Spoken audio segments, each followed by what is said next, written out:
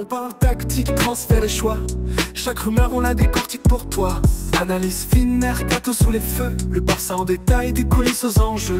Le journal du Barça. Les fans, les buts. Bonjour et bienvenue au micro-podcast du Journal du Barça. Salut à tous les passionnés de football et de tactique. Aujourd'hui, nous plongeons au cœur des spéculations les plus brûlantes du mercato estival du FC Barcelone. Le nom sur toutes les lèvres, c'est celui de Nico Williams. Les rumeurs s'intensifient et il semblerait bien que tout soit déjà pratiquement scellé entre le joueur et le Barça. L'accord serait totalement scellé et il ne resterait plus qu'à régler les détails financiers. L'entraîneur Hansi Flick aurait d'ailleurs approuvé Nico Williams comme objectif principal de l'été. Mais la question fondamentale est comment ce talentueux ailier espagnol s'intégrera-t-il dans le système de Hansi Flick ? Son arrivée pourrait-elle véritablement transformer le visage du Barça et le propulser vers de nouveaux sommets ? C'est ce que nous allons analyser en profondeur. Absolument, l'intégration de Nico Williams est bien plus qu'un simple transfert. C'est un changement stratégique majeur qui pourrait redéfinir l'approche offensive du FC Barcelone. Pour comprendre pleinement son impact, commençons par son profil de joueur et ce qu'il apporte. Nico Williams est un ailier gauche de 22 ans qui a fait l'objet de convoitises de longue date de la part du FC Barcelone. Il est reconnu pour sa vitesse fulgurante, sa capacité de dribble impressionnante en 1 contre 1 et ses excellents centres. Il possède une énorme capacité à déséquilibrer les défenses adverses. C'est un profil que le Barça cherchait activement. Absolument. Si on le compare à Rafinha, Nico est un bien meilleur dribbleur. Les statistiques montrent qu'il réalise 2 fois plus de dribbles réussis par saison que Rafinha. Bien sûr, il est important de noter que les statistiques brutes doivent être mises en contexte. Les performances varient énormément selon la qualité collective de l'équipe et des coéquipiers. Un joueur comme Rafinha au Barça, avec des joueurs comme Lewandowski ou Lamine Yamal, va forcément produire plus qu'à dans un club comme Leeds ou même l'Athletic Club. Cependant, même avec l'Athletic Club, Nico a des statistiques d'élite en termes de passes vers la surface, de création d'occasion et de dribble.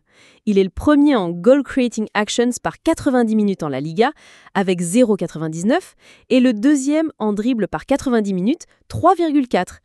Tout cela suggère qu'il a le potentiel d'atteindre un niveau encore plus élevé dans un collectif plus performant que celui du Barça. Et c'est un point clé. Une intelligence artificielle spécialisée dans le football, Holocip, a même validé ce choix.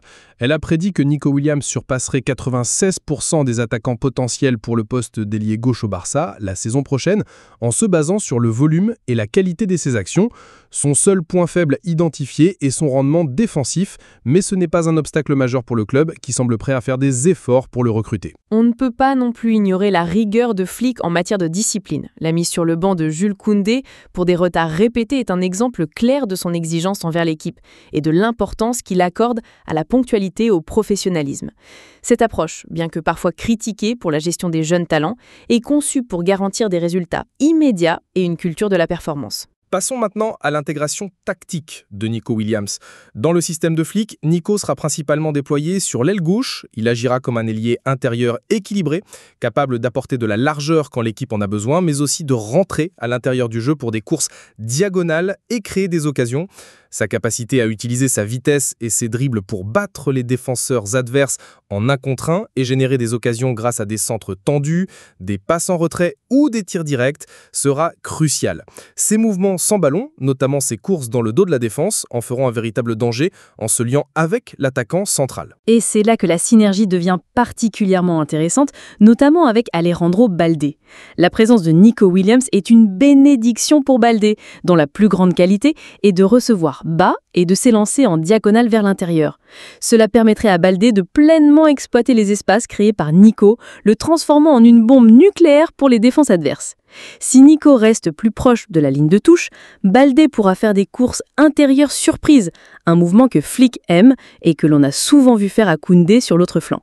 Cela donnerait à Baldé une opportunité de monter en puissance et de devenir plus centralisé dans l'approche de l'équipe, assurant ainsi plus de possession et de stabilité. L'arrivée de Nico Williams permettrait aussi de recréer le duo explosif de la sélection espagnole avec Lamine Yamal.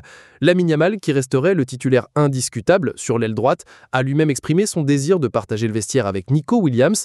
Cette combinaison des deux ailiers les plus promoteurs d'Espagne offrirait une menace constante sur les deux flancs, capable de briser les lignes et de déborder n'importe quelle défense. L'intégration de Nico Williams entraînerait indéniablement des ajustements stratégiques majeurs dans l'attaque du Barça, en particulier dans une formation en 4-2-3-1. La première et la plus notable concerne Rafinha. Hansi Flick a personnellement promis à Rafinha une place de titulaire malgré l'arrivée de Williams. Rafinha, qui a réalisé une saison extraordinaire selon les sources, terminant meilleur buteur et passeur de la Ligue des Champions et s'endettant sacré meilleur joueur de la Liga, serait repositionné. Plutôt que sur l'aile, Rafinha serait déplacé vers l'axe, évoluant en milieu offensif ou en faux veuf, juste derrière l'attaquant de pointe. Cette position centralisée maximiserait sa capacité à dézoner, à créer des occasions depuis l'axe et à exploiter les half spaces. Rafinha est une machine à produire des occasions de but grâce à ses passes vers la surface et sa puissance de frappe du pied gauche. Son repositionnement au centre permettrait également des permutations constantes avec Dani Olmo, qui est également envisagé dans le rôle de faux neuf. L'idée des permutations est cruciale pour désorienter les défenses adverses. Dani Olmo, reconnu pour sa vision du jeu et sa capacité à trouver les espaces, serait un atout précieux dans ce rôle de faux neuf. Un faux neuf comme Olmo offre une grande mobilité, sortant de la zone centrale pour attirer les défenseurs et créer des espaces que d'autres attaquants, comme Rafinha, pourraient exploiter avec leur course. Cette fluidité rendrait l'attaque du Barça beaucoup plus imprévisible et difficile à marquer individuellement. Quant à Robert Lewandowski, à 36 ans, son rôle pourrait devenir progressivement plus limité. L'intensité et le rythme requis par le système de Flick le pousseraient à s'éloigner du cœur du projet à chaque match. Cependant, il restera un joueur important et une option pour l'attaque. D'autres joueurs comme Ferran Torres sont également des options valables comme attaquant central et ont montré d'excellentes performances dans ce rôle, avec notamment 19 buts. Le système de Flick privilégie d'ailleurs les attaquants capables de presser constamment de l'avant, initiant le contre-pressing dès la perte de possession. Au milieu de terrain, le duo de Pedri et Frenkie de Jong serait la base technique de l'équipe, assurant une construction propre et un contrôle du jeu. Pedri agirait comme le principal meneur de jeu, contrôlant le tempo et se rendant disponible pour des combinaisons. Dani Olmo opérerait dans des positions plus avancées, cherchant constamment des brèches.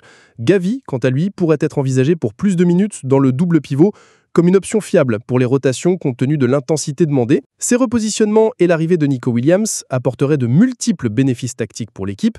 Tout d'abord, le Barça gagnerait en variabilité et imagination en attaque, ne dépendant plus d'un seul côté ou d'une seule stratégie. La capacité de Rafinha à jouer dans l'axe, la menace de Nico Williams sur l'aile gauche et celle de Lamine Yamal sur l'aile droite, combinées au mouvement des milieux, créeraient une attaque beaucoup plus polyvalente et difficile à anticiper pour les adversaires. Ensuite, la vitesse de Nico Williams améliorerait considérablement l'efficacité du Barça dans les transitions directes et les situations de contre-attaque, un aspect que Hansi Flick valorise énormément dans ses équipes. La capacité de Nico à tuer les arrières latéraux adverses est sa principale source de joie, ce qui se traduit par des actions de déséquilibre direct. La vitesse de Rafinha est un atout majeur dans ce domaine. Ce Barça dynamique, difficile à défendre, avec des joueurs hyper dynamiques comme Lamine Yamal, Rafinha, Nico Williams et Dani Olmo ou Fermin, permettrait un mouvement constant de l'extérieur vers l'intérieur et vice-versa, torturant les défenses adverses dans l'espace. De plus, la verticalité de Williams et son mouvement constant libéreraient de l'espace central pour les milieux de terrain comme Pedri, Gavi ou Frenkie de Jong, leur permettant de mieux dicter le jeu. En épinelant les arrières latéraux adverses, Williams assurerait que les milieux aient plus d'espace pour opérer entre les lignes. L'équipe deviendrait globalement plus équilibrée, n'ayant plus à dépendre uniquement du côté droit ou de surcharge centrale pour créer des occasions. Enfin, l'arrivée de Nico Williams renforcerait la profondeur de l'effectif, ce qui est crucial pour les rotations et en cas de blessure. Avoir plus d'attaquants de haut niveau éviterait une dépendance excessive à quelques joueurs clés, garantissant que le niveau de l'équipe ne baisse pas significativement en cas d'absence. En effet, cette saison, le Barça a eu de la chance de ne pas avoir de blessures majeures pour Lamine Yamal et Rafinha, ce qui pourrait ne pas se reproduire. La capacité de rotation est essentielle pour maintenir l'intensité de jeu exigée par Flick. Malgré tout cet enthousiasme, des défis importants subsistent. Le premier est d'ordre financier. Le Barça doit impérativement libérer de l'espace financier pour activer la clause libératoire de Nico Williams, estimée à environ 62 millions d'euros. Les discussions se sont accélérées, mais la situation du fair play financier reste un obstacle majeur, nécessitant des ventes importantes pour créer la marge. Un autre défi concerne la gestion des jeunes talents. Hansi Flick a déjà été critiqué pour ne pas accorder suffisamment de temps de jeu à certains jeunes de la Masia, comme Ansu Fati, Paul Victor, Pablo Torre et Hector Ford. Privilégiant les résultats immédiats, cette approche, bien que logique pour un entraîneur qui veut des succès rapides, pourrait créer des tensions avec des joueurs comme Dani Olmo ou Fermin, qui verraient leur rôle potentiellement réduit malgré leur qualité. Cela pose un dilemme entre le développement à long terme des jeunes et la réussite instantanée. Enfin, l'adaptation tactique des nouvelles synergies, notamment entre Nico Williams et Baldé, nécessitera un temps d'adaptation et des ajustements sur le terrain. Les joueurs devront s'habituer à de nouveaux mouvements et à de nouvelles habitudes, comme Baldé s'adaptant à un ailier qui préfère parfois tirer plutôt que de lui donner le ballon en débordement. La mentalité des joueurs, leur acceptation de la rotation et leur discipline seront primordiales pour que ce plan fonctionne à plein régime. Flick a mis l'accent sur la nécessité pour les joueurs d'aider l'entraîneur par leur bon comportement et leur empathie, acceptant que tous ne pourront pas jouer tous les matchs. En somme, l'arrivée de Nico Williams au FC Barcelone est bien plus qu'un simple transfert, c'est un changement stratégique majeur. Il représente un atout parfait pour la philosophie de Hansi Flick, promettant un Barça plus rapide, plus direct et plus imprévisible en attaque. Cette transformation viserait à propulser le club catalan vers les sommets européens avec l'ambition de remporter la Ligue des Champions. Les fans et les coéquipiers de Nico en sélection comme Lamine Yamal sont déjà impatients de le voir briller en club. Si ce transfert se concrétise, attendez-vous à voir le FC Barcelone jouer un football passionnant et potentiellement retrouver les sommets européens avec une attaque à la fois explosive et fluide. Si vous avez aimé cet épisode de podcast, likez et n'oubliez pas de vous abonner